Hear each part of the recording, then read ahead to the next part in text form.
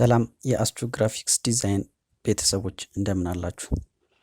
ዛሬ ይዤላችሁ የመጣሁት ወይም ደግሞ በአማርኛ ስለ ግራፊክስ ዲዛይን እናወራለን እንመማራለን። በአማርኛ ግራፊክስ ዲዛይን ትምህርቶችን የምንሰጥበት በተከታታይ የዩቱዩብ ገጻችን ሲሆን ይህን ዩቱዩብ ገጽ ላይክ፣ ሰብስክራይብ እና ኮሜንት በማድረግ እንድትከታተሉን ከወዲሁ ለማሳሰብ እንወዳለን።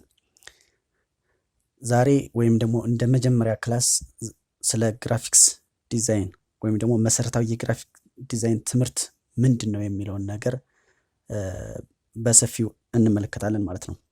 ስለዚህ ግራፊክስ ዲዛይን ምንድነው? በእንግሊዘኛው ግራፊክስ ዲዛይን ወይም ደግሞ በአማርኛው ስዕላዊ ንድፍ እንለዋለን። ግራፊክስ ዲዛይን is a visual communication media. It's a visual communication media. ይሄ ምን ማለት ነው?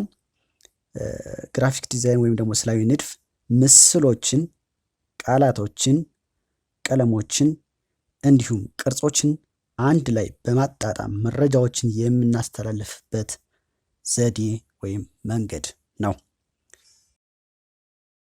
ስለዚህ ምን ሶፍትዌሮችን እንጠቀማለን ስንል እኔ ላሳያችሁ የምሞክረው በጣም ብዙ ሶፍትዌሮች አሉ።